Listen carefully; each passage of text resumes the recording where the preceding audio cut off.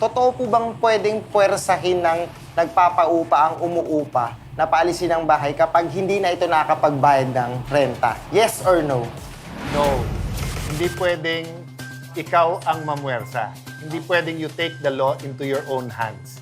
Korte o yung kinaukulan, di ba, yung sheriff, ang magpepwersa sa kanyang umalis. Alam mo, Kuya Alan, di ko alam yun. Akala ko talaga pwede at madalas nangyayari niyan dahil maraming mga borders, does that cover yung mga boarding houses? Halimbawa, hindi nakapagbayad ng 2-3 buwan, bigla na lamang paalisin ng may-ari. Hindi pwede yun. Hindi. Kailangan na kasuhan mo siya ng ejectment. Dumaan doon. Pwede ito ilapit sa barangay. Pwede. Ayun. Pwede ang barangay ang magdesisyon, pero hindi yung may-ari ng boarding house, unang bahay ang magsasabing, umalis ka bukas. Hindi ka nagbab... Yes. Pwede niyang sabihin.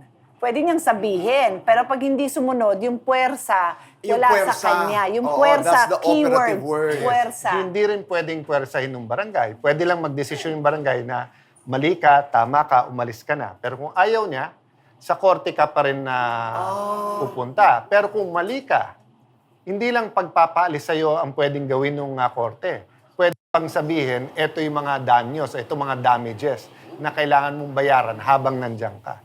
Klaro.